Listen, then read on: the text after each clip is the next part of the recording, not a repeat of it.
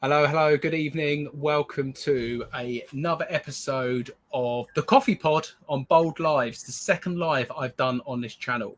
Um, I see on Instagram I got a notification telling people that the live's about to begin. So hopefully we'll get some people in. If not, Jamie, it's just you and I talking. Yep. So I'll just say hello to a couple of people in the chat and then we'll get you to introduce yourself. I know it's the second time you've been on my channel, but maybe the first time. A lot of people wasn't subscribed to me, so they might not have a clue who you are. And we'll go into a lot of detail tonight about how you're going to talk about future growth. So first things first, we have Lucy in, Lucy's Car Boot. Lucy has her own YouTube channel as well. We'll do some YouTube shout outs later on. What I plan to do at the end of my lives now is actually give people, sort of give the chat a couple of minutes to shout out our channel. So we'll plug that later on for Lucy. Hope you're well. RS is in. Hope you are doing well. I'm just seeing if more people are joining, but let's kick things off. So, Jamie, introduce yourself and tell people who you are, what you do, where you come from, and the rest of it. I'm just checking we are live. Yeah, we're all good. All right. Come on in, Jamie. Introduce yourself. Hello, my name is Jamie. I'm 19 years of age from Cardiff in South Wales, and I run a vintage clothing company called Sully's Vintage with a Z, and I've been selling on eBay for the last year and a half, 2 years. So what got you into reselling? And as I said, this is the second time you've been on the channel. And I think the first time you came on, we'd only known each other a short period of time. But what was it that got you into reselling? Talk a little bit about the start of your journey, because we don't all, go through school feeling like, oh, when I'm older, I want to be a reseller. So what got you into it? Well, I started my first time.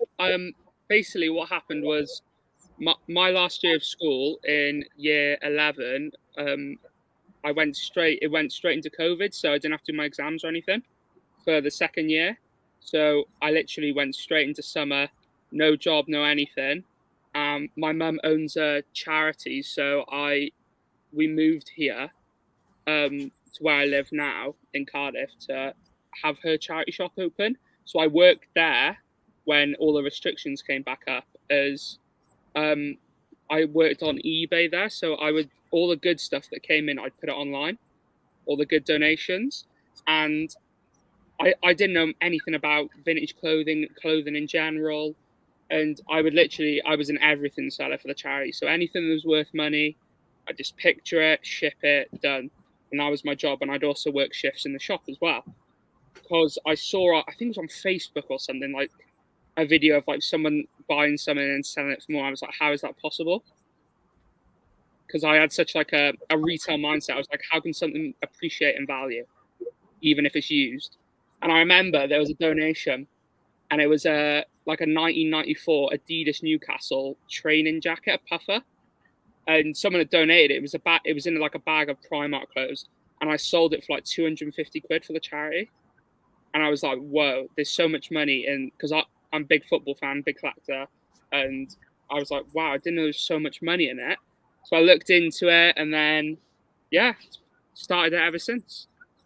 And you said you started as a more of an everything seller. What was it that actually got you into the love of clothing and the love of selling clothing? As in, why are you selling clothing on eBay and not, say, games consoles or not books or whatever it may be? What made you love clothing and want to sell that? Well, when I went to I watched loads of YouTube during lockdown and everything. I watched loads of YouTube of like, and I just saw a clothing thing. I saw like reselling videos and stuff. And I just really liked the fact that you could buy clothes for a certain price and sell them for a higher price. And I started off on Depop because I used to be afraid of eBay because I thought like it was dodgy in a way. Don't know why. But then I moved on to eBay, left Depop, left ASOS and everything. And yeah, I found clothing that when I was going to these boot sales and charity shops, there was an abundance of it. Whereas other things like I was never an everything seller for myself, only for the charity. So I went straight into clothing, and then I was doing it part time as well as charity, and then I went full time straight into it and had a studio on the top floor of where the charity is. I just want to say, if anyone in the chat's got any questions for Jamie or I, just pop them in the chat, put question at the start or Q at the start so we know and I can make sure I read them out. So you mentioned Depop earlier. What was your reason for not doing Depop moving forward? Why did you move over to eBay? Because you kind of mentioned earlier you're a little bit scared of eBay. You wasn't sure why. What was the convincing factor for you to drop Depop and actually say, I'm going to put all of my time and move all of my items onto eBay? So I left Depop in, I think it was like 2 weeks into joining the Daily Refinement group and speaking to like people like you and Luke. Mm-hmm. And I was blown away that the fact that what I was having to do, I was spending hours and hours of time cross-listing, and then sometimes stuff wouldn't mark as sold and you double sell it and then you got an angry customer. And I was looking at Depop and I was like, I used to sell like, I had like over 4,000 sales in Depop and in like over a year and a bit. And I was selling 15 a day, 10 a day sometimes. And I was really good at the time. And then it went down to like 2 a day, but I was listing more. Mm-hmm. And a lot of people in the vintage community and Depop online community can vouch and say that it has died down massively. And I'm glad I dropped off it now because I'm seeing so many people this summer dropped off it. And yeah, literally eBay, they've never punished me in any way. And they've never gone, oh, we're just going to drop all your traction and all your views. Whereas Depop is just like, you become top seller on Depop for quantity, not necessarily how much you've made. So you could sell 1,000 earrings at 50p each or a quid each, whereas someone could have sold one item for like 10 grand and be nowhere near in the top 10. Yeah, absolutely. Let's catch up with the chat and I'll go through some more questions. So Auction Mum is in. Auction Mum's actually going to come on the live in a few weeks' time. We're just confirming the date. I believe it's going to be the end of August. So that'd be exciting. For people who do not know Auction Mum, the way she does reselling is completely different to most of us. So it'll be a really cool chat. Jamie Dodger is in. James, I want to apologize. I know I said to you I was going to meet you at the car boot sale Wednesday. I decided to have a lie-in instead. And I'm quite pleased because you messaged me and said it wasn't worth going to. Although, if you haven't seen it, go and check out James's latest video because for him, it was worth going to. I won't give any spoilers away. AC Global is in. Limelight Vintage, Sam's Adventures, Lisa. Hello to everyone. Michelle's in. Hello, Michelle. Michelle was on last week, had a really good chat with her. And now we've got a couple of questions for Jamie. And I've got some more to add afterwards, but let's go through these questions. Perfect. Anything you don't want to give away, don't give away. If anyone puts in the chat, Jamie, who's your supplier? I tell you now, he's not going to tell you because he doesn't even tell me. We've had it before, mate, but we're going to be absolutely ruthless in this live. Do you go out to pick, or do you now have a direct suppliers who deliver to you without you having to view it? So that's an interesting question. So do you go out physically picking and sourcing, or how do you source?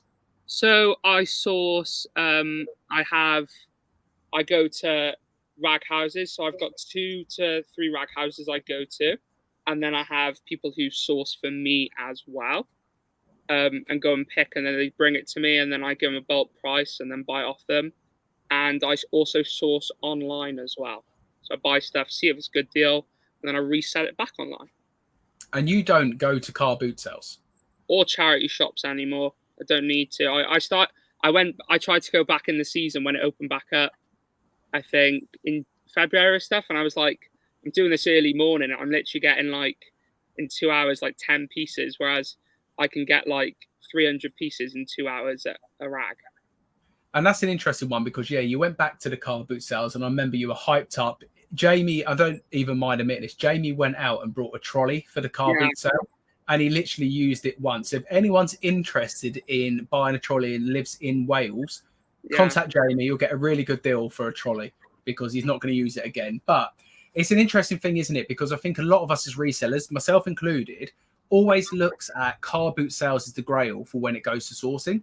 And you don't do car boot sales at all. So that should be a real eye-opener to anyone that we don't need to rely on car boot sales. Yes, they're great, but I see so many posts and so many things on Instagram when the car boot sales are rained off. It's a disaster, and that could ruin someone's whole week if the weekend's a disaster and it's rained off. But for you, you don't go to car boot sales, so it's very interesting in that sense. Michelle's asking, and we'll go to this. We'll talk a little bit about your long-term goal later on, because I think that's a really good conversation. Mm-hmm. But you have, I mean, Michelle and I, we're going to talk about it. Know your long-term 5-year plan, and in the title here, I will make $1 million on eBay in 5 years. So that's your plan. Do you break it down year on year, or do you kind of have that focus to say, there's my 5-year plan, I'm working towards that? Or do you kind of say, after year 1, I want to be here, year 2, I want to be here, year 3 here, or do you just focus for that end goal? I'm focused mainly on the end goal, to be honest, James, because I've done the maths and I've looked how it compounds over 5 years, and if I stick to what I'm doing, I could get to a stage. I don't know what could happen in 2 years. 2 years time, I could have double or triple the supply, and I hit it in 3 years, or hit it in 2 years, or 4 years, and I could have a completely different business model. But for the time being, I want to, in 5 years' time, be doing $1 million profit per year. Absolutely. Simon's in. Hope you're good, Simon. Looking forward to catching up with you tonight on the UK call, which is literally straight after this live, which is good fun. Lucy's got a question. What is a rag house? As non-clothing seller, I hear you guys say about rag house, but doesn't make any sense to her. So I completely agree. If you're not a clothing seller, you might not have a clue what a rag house was. And honestly, Lucy, I was very similar before I spoke to the likes of Jamie and other people. So do you want to describe what a rag house is in simple terms for people? So a rag house is a clothing recycle centre or a textile centre, and they will they'll buy clothes in about 50p per kilo here in Wales, and they'll buy like everything: toys, games, bedding, towels, bikes, and they then ship it abroad. So what I did was I saw that these people were getting a lot of clothes in, and I went and I rang every single one in my country I live in, and only a couple answered back, and I've worked with them last couple of years, and I can get hundreds and hundreds of pieces at a time because you're offering them a price per piece. So say they buy at 50p per kilo, whereas say you go, I'll give you a couple quid an item, they're making a huge markup for literally letting you look through it before it goes abroad. It's no additional work for them. So yeah. Question from Michelle. How did you come about your buyer? Was it someone you knew? Do you pay them a fee per piece or flat fee? Yeah. So I guess the question is, how did you find your suppliers? And again, you don't have to give away any information or much information on this, but I think it's interesting about the whole per piece or flat fee. So yeah, what do you do with your suppliers? And is it different from supplier to supplier? So with the rags, it did start off as weight based, but then it would fluctuate because it would be like a bit more if it was a long sleeve t-shirt, a bit less if it was a short sleeve. So I just made it like there's different prices for different ones because they got different like how they can get items. So one of them I pay like £2 a t-shirt or a shirt, and there's no VAT or anything. It's just that's the price. And then it's £4 for like heavier items, so like a jacket or a jumper or a pair of jeans. And then the other one, it's £1 for like t-shirts, sports tops, shirts, polo shirts, £2 for jeans and jumpers, £3 for jackets. And that one's way easier. You can go in there and just everything is more curated because he's only picking for me, so he knows exactly what I want because I've been buying off him for so long. I can go in there in half an hour and get like, I've messaged you like 300 pieces because it's all yes, yes, yes. So with the buyer, they buy at a rag house, and I knew I wouldn't be able to get in at that rag house. So I actually met them at the boot sale, and they sell on eBay, and they'll list stuff. They'll keep like the really cream stuff most of the time, but they'll give me like Nike hoodies, jeans, dry fit, Under Armour, all this random stuff that they don't want to deal with, and they make a profit, but they're a picker as well. So they'll keep like the band tees and stuff. But they do let me have cream as well. But I can get like 100 pieces a week off them, which is good for me. Yeah, I think talking of rag house while we're on the subject, and I saw Michelle did put there it is your favourite subject, and I know you're so passionate about it. How has your rag journey, I don't know how to word this, how has your rag journey sort of grown from the years of doing it? Because I know even when we first started to speak, you were kind of picking up the whole £1 or £2 into £10, £15, £12 items. But you've slightly changed that now, haven't you? So talk about that. Talk about the growth of your sort of knowledge and how you built your knowledge and how that's helped you buy better at Rag House. Because the temptation for anyone I think about me as a clothing reseller. If I went to a Rag House, the temptation, because it's so cheap, and Lisa's saying that here, I wish I can get my stock that cheap. Because it is so cheap, the temptation to kind of take it all is always there. So how did you get out of that mindset, and how's your knowledge built from doing that? So I used to, when I had my brick and mortar store as well, I would buy for like £1 to £2 and then sell it for like £5 in the store, or 3 for 12. But then I realized that when I was listing that stuff online, I was like, what am I doing? And we worked it out, the metric. Like, I was like, I'm making 82 pence on an item after promotion and everything. What is the point of making 82 pence on an item? Not even worth the time shipping it out.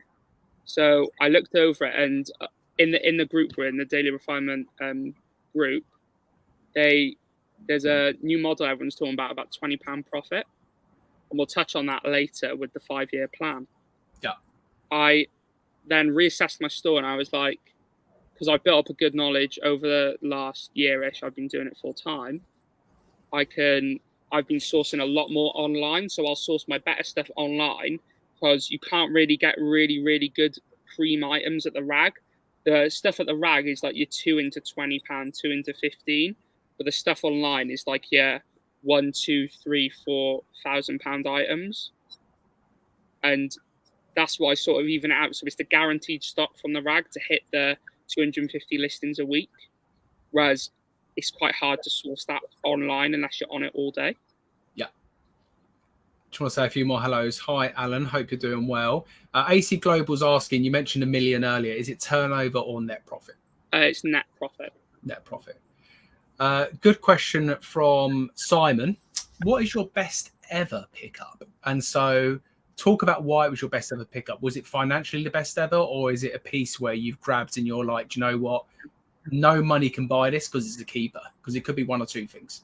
I got two. I've got big Cardiff City fan, football fan, and I've been going to the game since I was about 4 years old.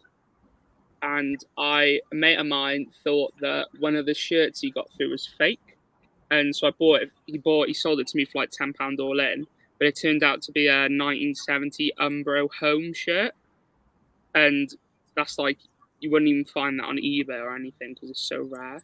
So what kind of value would you put to that then? Oh, it's hundreds. But I had some guy, when people, when it's worth a lot more because someone offers you like a lot for it. They go like, oh, some guy was like, I'll give you 300 quid and all these shirts. And I was like, oh, I'll probably just hold out, probably just keep it. Yeah. And for monetary value, I had a Nirvana in Utero shirt that I bought. I sniped online for £10 off the original owner, and I sold it in about a minute and a half for £850 to Japan. I remember you messaged me about that sale because you said I've just listed in Nirvana, and within it was literally a minute or two, you had messaged me saying I've had an offer. Sold, yeah. And I've sold it. And so what did you have it listed up as? Well, I sold it going for about 800 to 1,000, and I've got a 20% off coupon. So I listed mine for like 1,100 or something, and then someone just straight away offered me like 850, and I was like, I'm taking that. Only owes me 10. Yeah, and that's a real lesson that we've all learned by being in the group. I feel where a lot of people will say, well, I've seen Joe down the road get £1,500 for the same Nirvana shirt, and I've got Steve offering me £850. No, it's worth 1,500. Well, actually, it's not worth that. It's worth what Steve is willing to pay. And the fact that you can flip 10 into 850 in a couple of minutes. I mean, yeah, you got the listing time. So say 10 minutes, you've made that profit. A lot of people, though, would have countered. So what stopped you going back and countering, say, at £1,000 or £900? Because, James, I'd rather have £850 in the bank than a piece of cotton with a print on it. And although it's a very cool piece and I love my vintage clothing and collector, at the end of the day, it's just a T-shirt. Mm-hmm. And I'd rather have currency money that I can go out and buy 400-500 pieces from the Rag House with that money from one T-shirt. I'd rather do that. And I think that's the key. I think how many times can you reinvest that £850 over and over and over and over and over again? You're going to make a lot more. So yeah, I'm in the same mindset now. If I get an offer, I used to sometimes feel like, oh, it's a bit lowball. But now I think to myself, if I pay £2, I've got it listed for 70, and the offer comes in at 40 quid, I'm taking it because that's still too. Yeah, I rarely press the counter button, to be honest, because like even I used to do it. I used to try it and like anything profitable, just accept it. But now I'm like, so I told you yesterday that I had a t-shirt up and it was worth like, I think it was like 170 to 200. So I listed it at 200, but then I got 20% off coupon. It owes me like a tenner. Someone offered me 100 quid within 2 minutes. I was like, yeah, I'm not even countering. Because I could lose that customer because I used to do it. You counter, then it doesn't sell for 6 months, and you're like, why is it still here? Yeah, I think we've all been there. I know I have a lot of time where I used to counter back, and I've told the story many times. If I had an item listed for about £60 and they offered me like 55, there's been times I've gone back at 57. Yeah. And I look back now and I cringe, and I think to myself, the amount of customers and the amount of money I've lost by doing that. And in 2 weeks' time, someone offers you 40 and you've been sitting on it and you take it. Yeah. So yeah, sometimes it's best to kind of get it on, get it gone, as we say. Michelle's got a great question, and this is something that I've wanted to ask as well. So love to know your first experience stepping into a rack house, because I've spoke to you, I spoke to Luke, and I've said, guys, like what does it look like? And Luke's one, they don't even let him get his phone out because they're that strict on, they don't want things going out online. You know, sometimes we'll get a little selfie from you now and again when you're kind of leaning up on the floor. You look dead to the world at like 3 p.m. And a lot of people, this is nothing we speak about as well. A lot of people hear a rag house as, oh, that sounds fun. So talk about the experience inside a rag house. They don't want to put the work in to find it or go there. They just like the thought of it. So if you want to pick a rag house, and Luke can vouch for me here, it is solid. You go in there, it's like a gym workout, 6 hours straight sometimes. And like the one that's not curated for me, like it is hard work.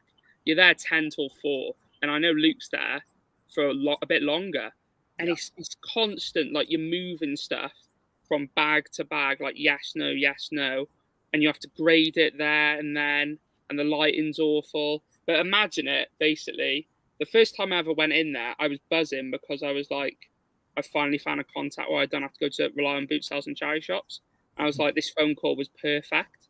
I'm so glad I cold called all these people. Because what I did to get it as well, I emailed everyone. No one answered their emails because they're too busy. So I was like, I'm just going to either turn up or ring them, because it'll show you're reliable, it'll show you're always going to be there, and they'll want to work for you.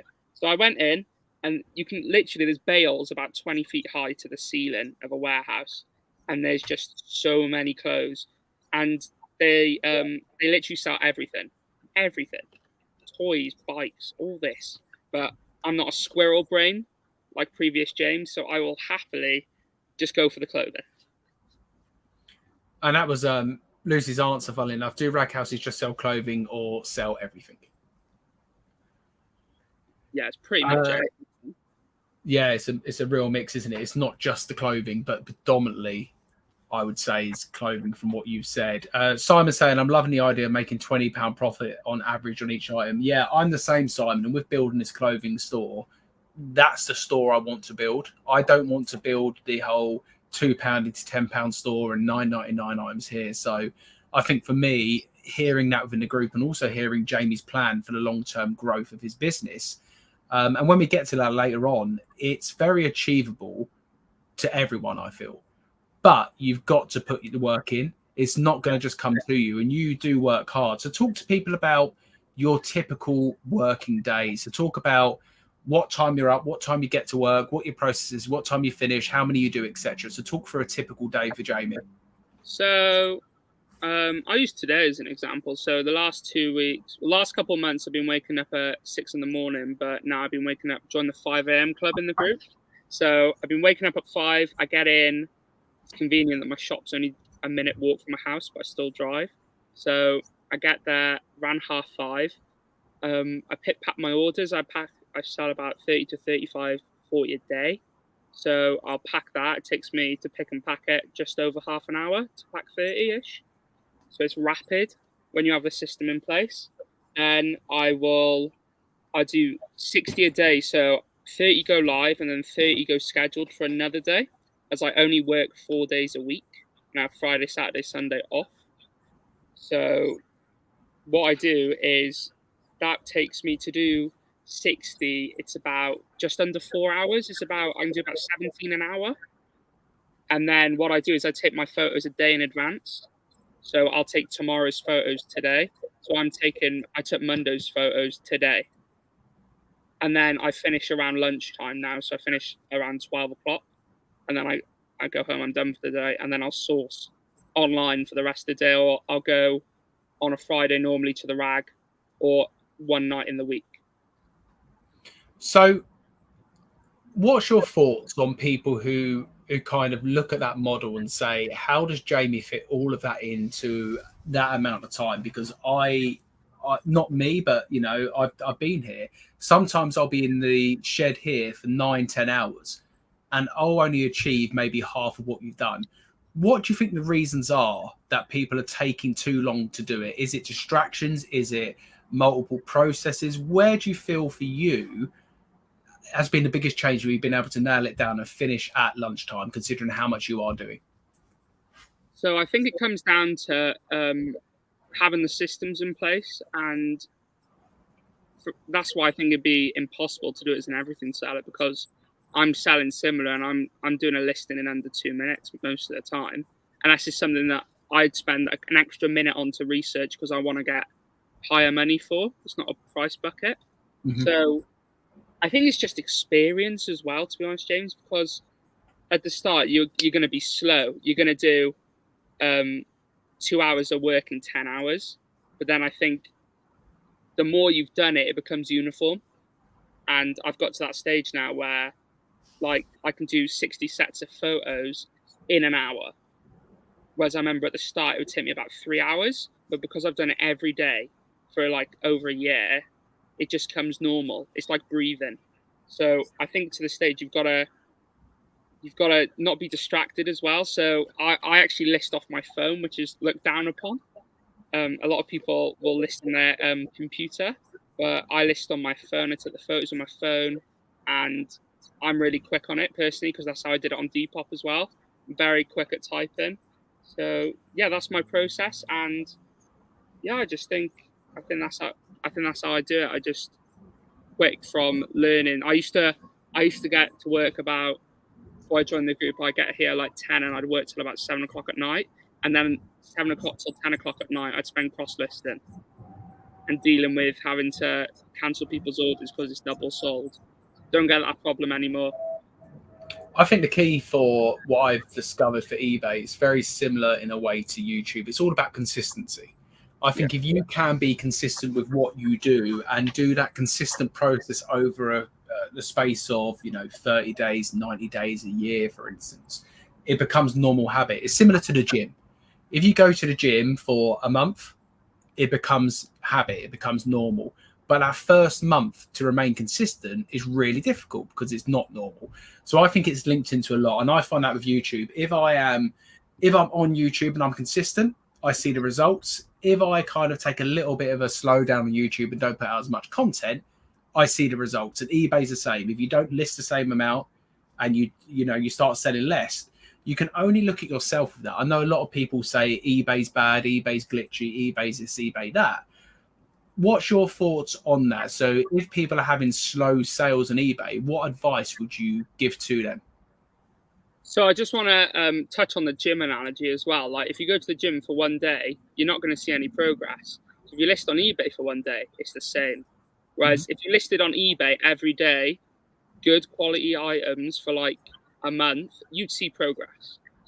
And it'd be the same if you go to the gym for a month every day, you'd see progress. So I think a lot of people as well, what you just said, that you see it on these Facebook groups all the time, and they're like, eBay's down, what's happened? And then you go on, they're like, can someone look at my store? And they took it on the end of their bed and they got 2 listings priced above market with title just saying men's t-shirt. And they're complaining they haven't got any sales. And I think you need to get in that mindset where you've got to accept that everything's your own fault if nothing's going right. And eBay aren't going to go, oh, see that James there? Oh, Ball Finds on YouTube. You know what? He's listed every day. Tell you what, let's just turn off his store. No, that would never happen because eBay makes money off your listings. They make money off insertion fees, promotions, adverts. They're not going to target you. It's your own fault if you haven't got your work done. Yeah, I believe so. I know people come up against things and things happen throughout the day, but this is why you need to prepare for them bad days. And eBay gives us all the perfect opportunity to do so with the scheduled listings and the draft listings. So yeah, I'm in the same boat as you. If I'm having bad sales days, I used to be in the camp of it's eBay's fault. Yeah. Now I'm in the camp of, well, actually, James, it's probably your fault. Have you been super consistent? Well, yes, I have. I'm still listing the same amount. But when you're listing 20 a day, are you listing quality, desirable items, or are you listing 20 items just to tick a box? And if you're just ticking that box, you need to take a long, hard look at yourself in the mirror, like I've had to do, and look at yourself and say, well, that's a me thing. That's not eBay's fault. Because when I hear people talk about, and we spoke about this before, I think we spoke about it last week as well, about the whole summer slowdown thing, which I do that because in my view it's a myth. That for me comes from where people take their foot off the gas. They have a couple of slow days on eBay and they straight away go to, oh, it's summer, the schools are off, people are away on holiday, people aren't shopping. Foot comes off the gas even more. And then what happens? It keeps dropping. And then they kind of justify it, say, well, yeah, look, it's summer slowdown. And then it's the winter slowdown as well and the autumn slowdown. But at the end of the day, they want to just put the blame on someone else. Of their lack of motivation, their lack of work consistency. So I always see those posts on Facebook, and you do too. And just they'll go, my sales are so slow. Summer slowdown. I always comment like, my sales are flying. Yeah, my sales have been better than ever. So it goes to show that people who put the work in, the consistency, and who actually are a full-time eBay reseller, not just someone who does a couple things a day, but takes all day to do it. They're the ones who will reap the benefits and make the most money. Yeah, and I always think to myself, when I see them said posts on the Facebook groups, you're moaning about slow sales, but you've got time to make a post on a Facebook group and then sit there and wait for 50 people to come in and confirm to you eBay's slow. But the one or two people who turn around and say, no, eBay is absolutely fine, my sales are flying, guess what? No one wants to hear from them people. So instead of going on these groups and moaning, do another listing. Look at your store. Can you lower your prices? Can you run some coupons? Can you do markdown? There's so much we can do. £20 profit item. So much we can do. So, yeah, it's good you have that mentality. It's similar to mine. Alan's saying there, a rag house in my day was where you took rags to get some money for food or to pay a bill. Isn't it funny how that's what a rag house originally was?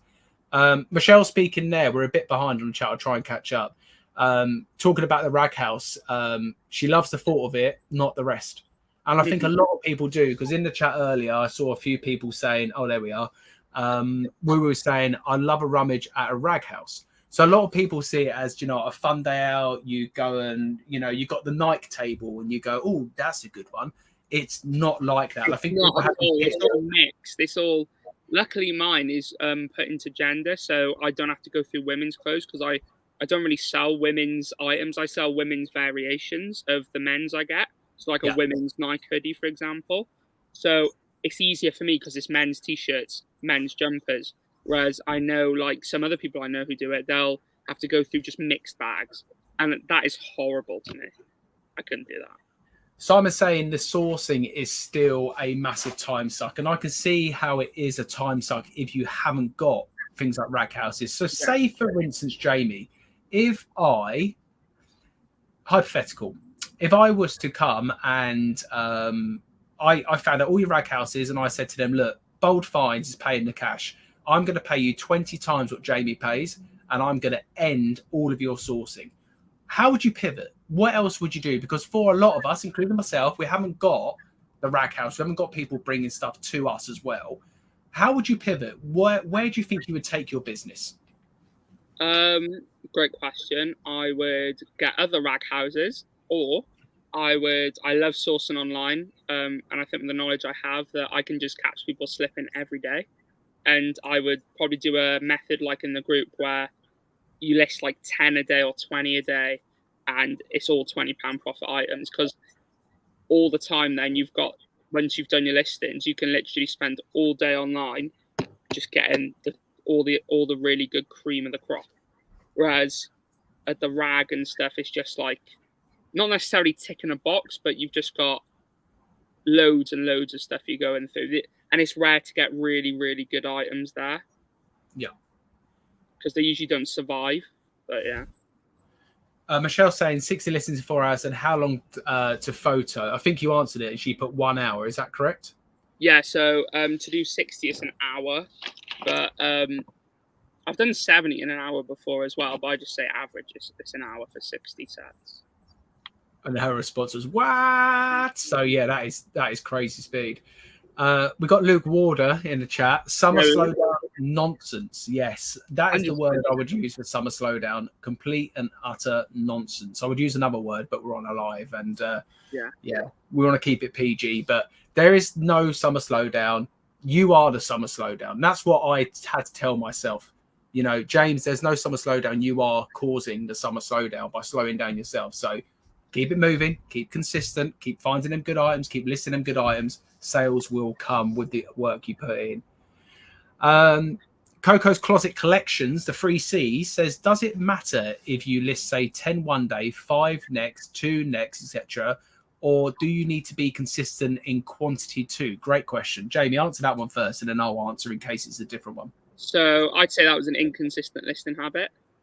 And instead of doing that adds up to 17, I do 4 a day for 4 days and then 5 on the 5th. Yeah, I completely agree. And they're put in there as well. And I was about to say she, I'm not sure if it's a she or he. So they have put in there. Obviously, I know these are small numbers. I guess I'm asking more, asking, should you list the same number every day? Yeah. So what Jamie just said there, for me and for Jamie and for what we have done within our eBay stores. And again, what we speak about is what we do. We can't tell you this is 100% the correct way. So you need to do what works for you. But I feel if you pick up, say, 20 items at a car boot sale, you're better off spreading them out over 7 days compared to listing 20 on a Sunday morning. I used to do that. So I used to get all my car boot sale items and I used to list them all on a Monday and Tuesday. I wouldn't list the rest of the week. The rest of the week, I'd spend some time sourcing. I'd kind of have £100 sales day and then take the rest of the day off because I thought I'd made it. Now, by being part of the group, I realized that consistent daily listing, the same amount every day, keeps you consistent. And hey, look, if you feel you can list more, it's the perfect time to add them into your draft bank.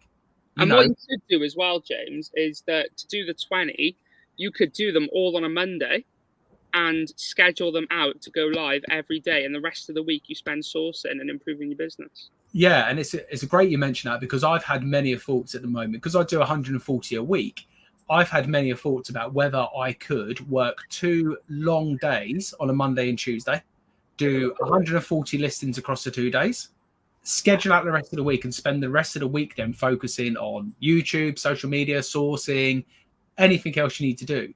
Because then for eBay, for me, apart from sourcing, which predominantly I would do online during the week, and shipping, your eBay work's done.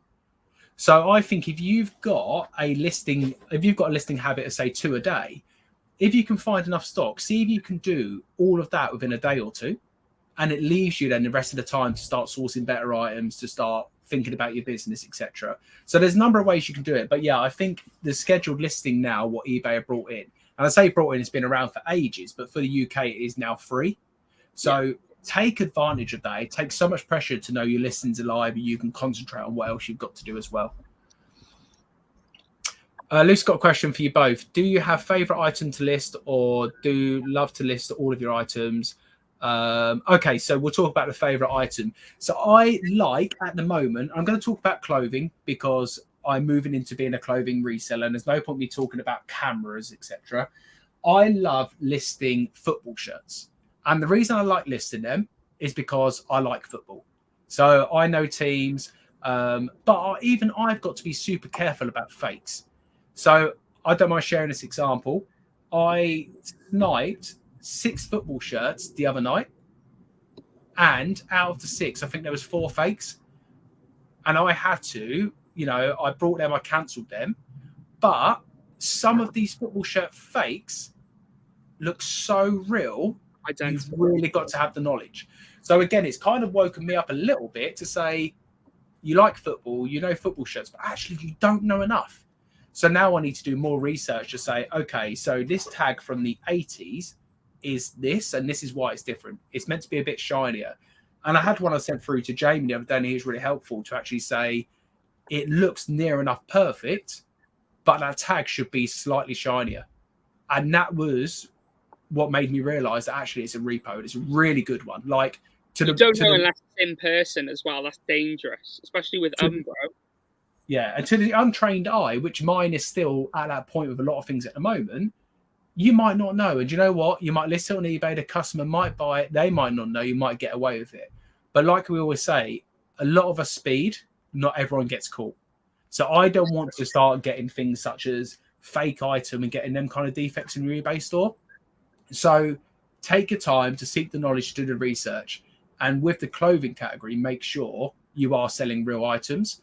But with regards to favorite brand to list, I don't mind sharing one. I maybe shouldn't share this on live because I don't want to give away. Actually, I'm not going to share one of my brands that I like to pick up and list. And Jamie knows the brand I'm probably talking about.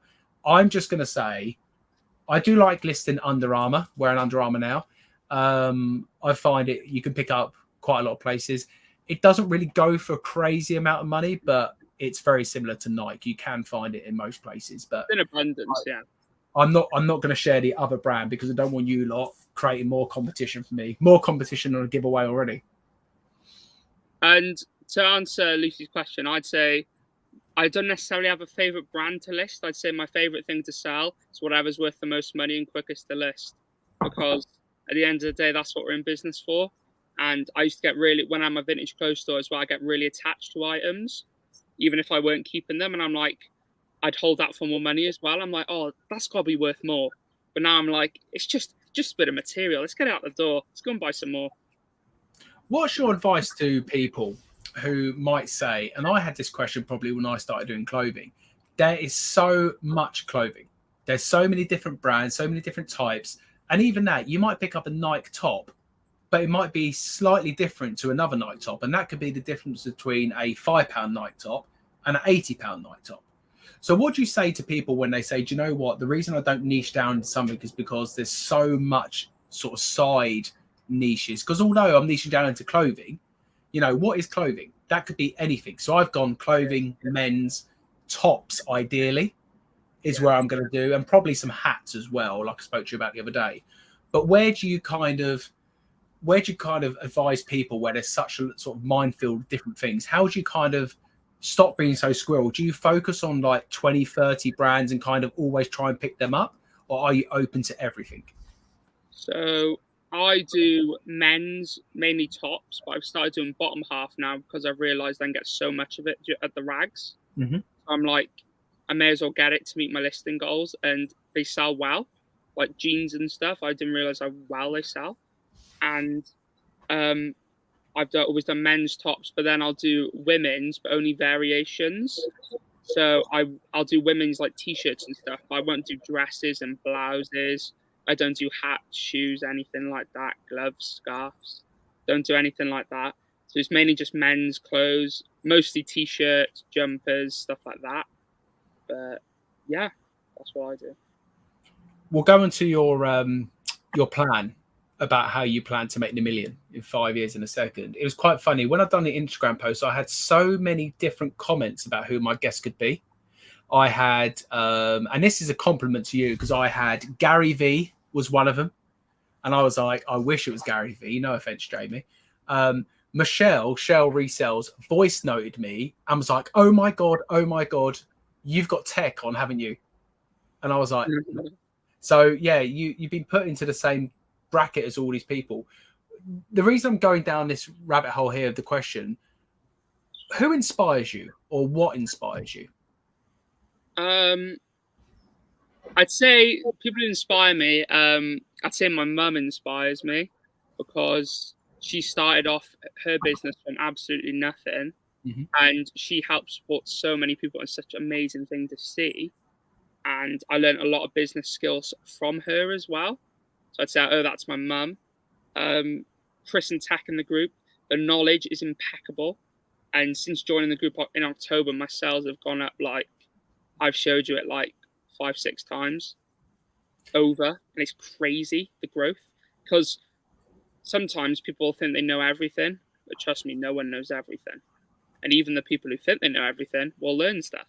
And since joining that group and meeting people and speaking to people, it is crazy, the knowledge. Absolutely crazy.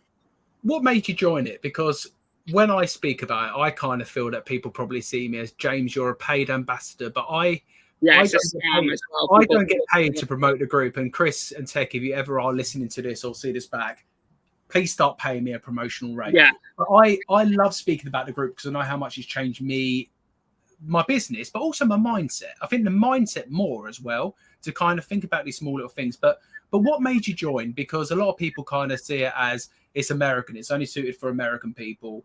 It's a big scam. No one needs to teach anyone how to do reselling. It's simple. What made you join, and why are you still in there? Because again, if it was no good, you wouldn't be wasting your money every month. So I joined in, I think, late October, early November. And I was watching Chris for, say, about 10 months to a year. And then I started listening to the podcasts, and you get the rest, you get like an extra, I think it's like 40 minutes if you get the membership. Mm-hmm. And I was like, it only works out like £1-ish a day, and it's a tax write-off. So I was like, I may as well do it. So I joined, and as soon as I joined, like everyone from the UK group, like you, and then I joined the UK group, I was like, wow, you can actually, because being on all these communities like Instagram and Facebook where everyone is just negative and complaining, but then joining the group and everyone's like positive and wanting to learn. And I was like, wow, this is just an eye-opener. And it really motivates you, because no one's motivated listening to Steve on Facebook talking about why he can't list 5 items a day. Excellent. Yeah, and I'm always intrigued. I asked Michelle the same kind of question last week. We've got a couple more questions, good ones. Luke is saying, Jamie, what's your thoughts on people wanting to stay below the VAT threshold? Yes, it's always a controversial one when it comes to VAT. So what's your thoughts on this? So I became VAT registered, I think 3 months ago. Best thing I ever did. And you'll have a lot of people, like even people who aren't online sellers, like plumbers and stuff, and they're like, oh, it's dodgy, don't go over VAT, you'll make no money, your business will go bankrupt. But I think that's awful. That's the worst advice you can give someone. Because why would you go, I'll tell you what, I'm going to cap myself at 86,000 a year. And I'm just going to hit that. I'm never going to grow. I'm just going to do the same thing every day. Never going to grow. There's no improvement. What's there to look forward to? What's there to motivate you? Get out of bed the same day. It's like working at a job with no promotions. It's just working in the same job every day.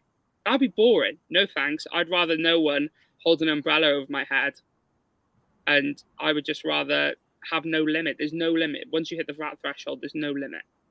You just pick up better items. If you're complaining that you've got, oh, I can't profit when VAT comes into the picture, you need to get better items. Lucy's saying there she's no competition. She hates clothing. Well, Lucy, if I was to tell you, and Jamie knows this, I always used to say in a group, I'm never going to niche down, and I'm never going to do clothing. If I niche down, I would never do clothing. I cannot stand clothing. And here we are with a stack full of clothing next to me that needs listing up. And 824 clothing items listed since I decided to make the move across. So yeah, never say never. But yeah, I know Lucy does a lot of toys. So Monster High. I can never pronounce the other one. I'm going to say Schleich Toys. It's wrong. Slelch maybe. Sleck. I don't know. Anyway, so the toys category, and the Monster High ones. I saw Lucy on your Instagram. You missed out on the Monster High bundle as well. That sounded like a right killer, because I know Monster High sells well. So Luke's got another question. What do you think about those that say they struggle to do 10 listings a day? I'll answer. Do you want me to answer first? Nah, I'll go first. Yeah. Go on, you go first, and I'll follow up. I'd say that's disappointing, and that's an embarrassment, to be honest, because if you can't do 10 in a whole day, what are you doing? And it's not even that hard to do 10 a day. You could do 1 an hour for 10 hours straight. Like 9 till 7, you know. But people will spend all day to do work that would take them an hour. and it's ridiculous because they're so distracted, and that's why I'm so glad I was never an everything seller as well, because you're like, oh, let me sell this Furby, and then like, oh, let me sell this pots and pans set, and then Hold on a second. Don't knock the yeah, I'm not Furbies listening, after I James. Yeah. picked up loads And of they're a like, day. oh, let me sell this Sony Walkman. Let me sell this. Let me sell this T-shirt. And then people will expect you to become an expert at it. You're never going to be an expert. I'd rather be an expert at one thing than be a beginner in a million. Yeah, spot on. And I think that you can't be an expert in everything. You can be an expert in a niche, and that is the key for me. You know, I can't know every single Furby, every single games console that's worth picking up, every single I don't know, chandelier that's worth grabbing, every single plush that's worth grabbing.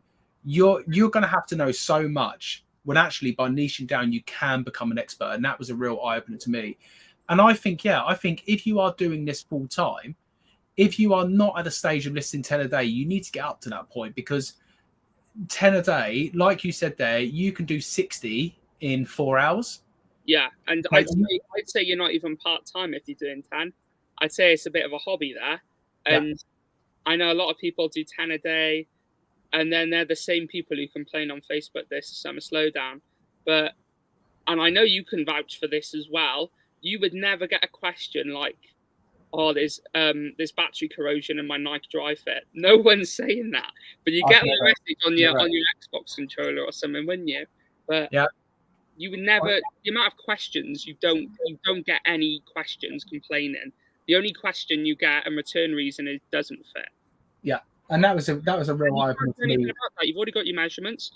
I'm happy to have the free return, take it back, relist it. No problem. Yeah, and that was a real eye opener to me with regards to clothing compared to electricals, etc. So with clothing, I have noticed you get more returns naturally for a does not fit return, even though you put all your pictures in the measurements. But you kind of expect that with clothing. Yeah. But I'm still waiting for the email from the customer or the message from the customer to say, "Hi James, how do I put this T-shirt on?" I'm still waiting for the day that happens. I've never had that personally. Yeah. But yeah. When on my electrical stuff, I used to get messages months and months and months and months after the sale was complete of, how do I change the battery on this? How do I do this? How do I charge this? How do I open this? How do I open this battery door compartment on a camera? How do I load the film? You become technical support for that person for life. For life. And so, yeah, with clothing, you don't get that, which is a nice thing as well. 100% agree. Working at a job with no promotions, that's the catchphrase right there. Absolutely. Right. All right, Jamie, let's get to it. Why people have come tonight. So the title of the live is "I will make $1 million on eBay in 5 years." It's not clickbait. All right, we're not just going to say only joking. Jamie, I'm just going to shut up for a bit. Talk to people about your plans. And I know you wrote down some numbers and stuff.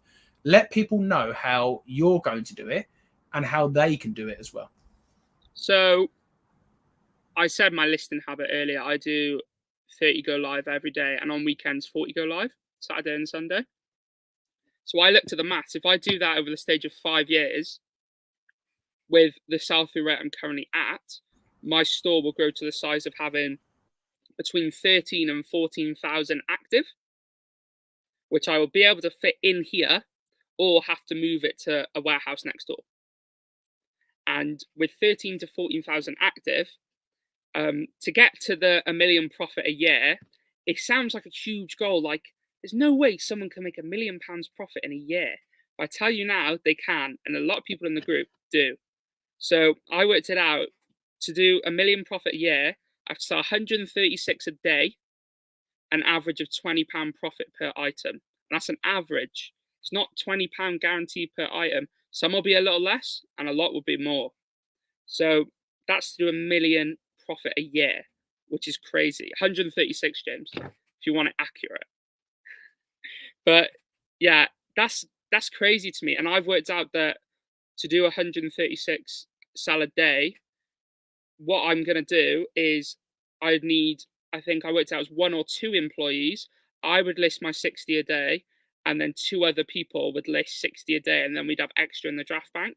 So we'd do 180 a day probably, or 150 a day. And yeah, it would be crazy. And I know it's achievable.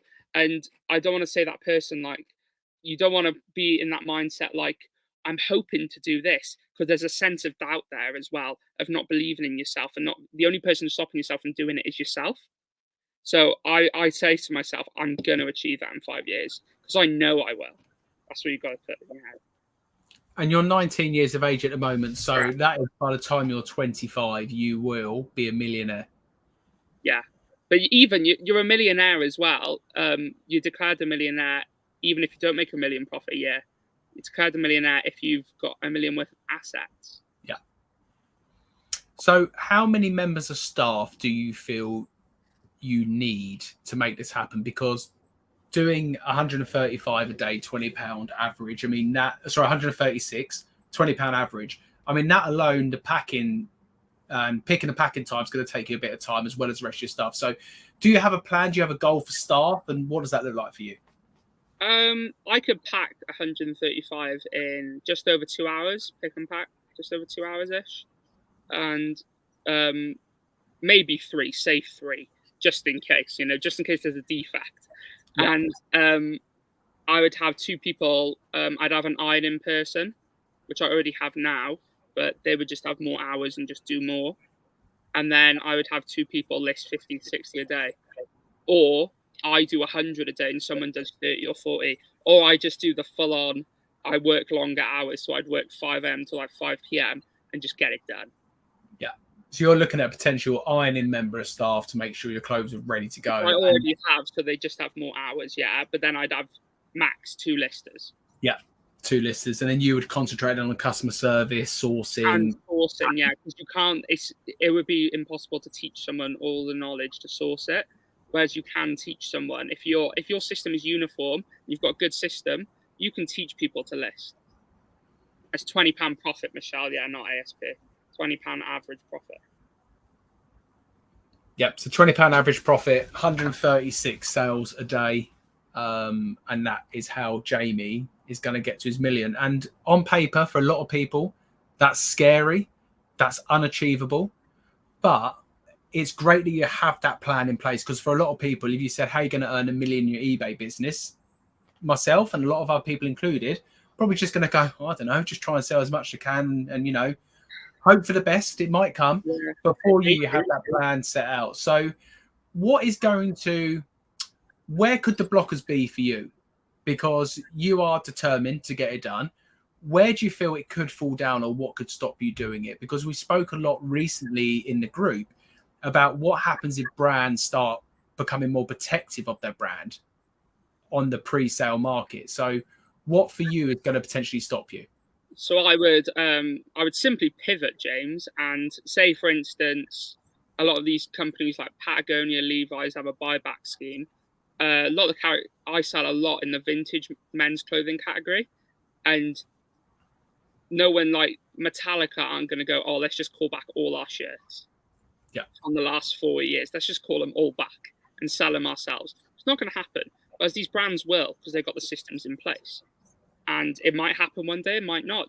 There might be a Levi's Vero where you can't list Levi's and only they can do it. That could happen. We've seen it with brands. And I would simply pivot and just stop picking up those brands and expand on a different niche, maybe. Not another niche like Furbies. I would simply go, oh, you know what? I could learn about women's dresses. I could learn about women's jeans. I could learn about this. I could learn about that. And a lot of the things I sell, it's the same brands, but it's what's within the brand. So like you said earlier, you can have a Nike t-shirt that's worth £2 and you can have a Nike t-shirt that's worth £2,000. But to the untrained eye, that's the same thing. Yeah, absolutely. So you're talking about 136 sales. Yeah. How many do you feel you need to list at that point? How many items will you be listing to achieve 136? Because it's not going to be 136 listed, 136 sold at that point. Or is it? Well, I'm at over reselling Nirvana. I'm calling the group now. Mm-hmm. So in most days, some days it's a bit less, sometimes it's a bit more. So there is still growth. Mm-hmm. I would say I'd have to list probably 150 to 160 a day. Yeah. And although you operate at a huger scale, I'm not gonna tick boxes and have 14,000 item store and 80% of them are $9.99. It's just gonna be bangers, just bangers. Makes sense. And like Michelle said there, and I completely agree, it sounds so doable when it's broken down like that. And I think that's what everyone's got to do. You know, you might have aspirations to make 10,000 in a year, Yeah. or aspirations to make 100,000. You know, that's my first goal, to do 100,000. But when you break it down and work out, okay, what does 100,000 look like? So it works out at 10 sales at £20 profit, etc. And then you can start breaking it down to say, okay, so if I want to get to 200,000, I've just got to double the efforts, or I've got to find things at £30 profit or £40 profit, or wherever it may be. So I think for everyone to kind of look at your business, break down, and set yourself a target of where you want to go. Set yourself a sort of, you know, start a target, a mid target, and then also a stretch target as well, and push yourself. And try from today right away, say till the end of the year, to try and remain super consistent and see where you can get within your business. And I know, and I've spoke about it on here, my 90-day total has gone up £10,000 since I had a conversation with Luke, where he said to me, I said to him, give me an honest assessment of my business, because I feel I'm working as hard as you and Jamie. I'm listing the same as Luke at the time. And it's very much a case of, where am I going wrong? And he says, you're focusing too much of your energy off of eBay and on other things. Focus your energy on eBay, and the other things like the YouTube side and the social side will naturally come, because you have better stuff to talk about with your content, because you're doing better in your business. And that has been a real game changer for me. And we've got Luke on next week, just a little spoiler alert for people. Warders Club is coming on next week, and we'll talk a little bit about that as well, because it's really opened up my mind to kind of look at the business as a business, where beforehand, honestly, I was probably similar to what we spoke about earlier, taking it like a bit of a hobby. You know, I feel like I'm doing a full-time job, but not putting in full-time effort. And I think when you work for yourself, it's really important you do put in that full-time effort as well. So to get that full-time profit, because you don't want hobby profit. You don't want to get out of bed and go, I want to sell 2 items today at £5 profit each. May as well work in Tesco. Yeah, I was going to say, you're better off going to work for someone else and not have the stress of, you know, inconsistent income in that sense as well. So thinking about income with you niching down, this is going to be the final thing I ask. If anyone's got any more questions, drop them in the chat before we finish tonight. But with regards to consistent income, do you find your payouts monthly, what you get from eBay? I know you pay it yourself out daily, I believe, but do you find month on month it looks near enough the same, because you're consistent and you're listing the same kind of thing? Well, my payouts always have gone up. They're always going every day, every month, and it's always in the green now. And I found that I actually went down in the red when I was becoming inconsistent and I was only ticking a box. I wasn't picking up good quality items. And I was like, why isn't this selling? And it was A, the fact that it's not necessarily a good item, or B, it's a good item, but I'm being fussy on the price and I'm trying to get more and I'm countering. Whereas if someone offers me, say it's worth £30-40 and I've got it up for £30-40, then 20% off. Someone offers me 20 and it owes me 3 or 2. I'm taking that. You know, you got to think, how many more items can I buy with this? What is the one bit of advice you would give to someone who, actually 2 bits of advice, someone who's just reselling, just started reselling, not just selling, I've got selling on the mind. Someone who's just started reselling, and also someone who is in a position where they're making good money, but they want to take it to a crazy level. So what advice would you give to the new person, first of all? To the new person, I'd say write down all your goals and then write down how you can achieve them. And don't just hope and pray and tick along. You got to look at the bigger picture. It's not bad to be ambitious. Mm-hmm. And for the person who's looking to improve, I'd say treat everything as your own fault. Don't blame anyone else, blame yourself, and stay consistent. At the end of the day, you're not going to get rewarded for missing days of listing, or I can't just ring the supplier and go, oh yeah, I'm not feeling it today. Can't do that. It's your business. You can't ring your boss at work and go, oh yeah, I'm just going to stay home and complain on Facebook. Sorry about that. That it doesn't happen. You've got to treat it like a full-time job to reap full-time rewards. And what about for that person, and I fall into this boat, who is looking to take it to some crazy level? What advice would you give to myself? I would personally, seeing as you've just joined the clothing game, and I know you're doing this, which is amazing, is you're niching down and to focus on the knowledge aspect. Because if you learn, and we say this, like if you put aside like 30 minutes to an hour a day, you will be in the 1% of knowledge in the clothing category if you do it across a year. Because the amount of knowledge, and that's exactly how I learn it. And you will message me all the time going like, is this a good deal? Is this a good deal? And I say instantly, fake, reproduction, modern. And you're like, how do you know? And I'm like, and then I tell you, and then you now know. Yeah. And that's knowledge. And not everyone knows everything. I sure don't. And you've just got to keep learning. You can just keep learning. And you will then get to that stage where you see something online or you see something at your suppliers and you're like, oh, I know that's this blah, blah, blah. It's worth £200. Oh, it's £5. And then you buy it. And then you just keep going. You just keep doing that.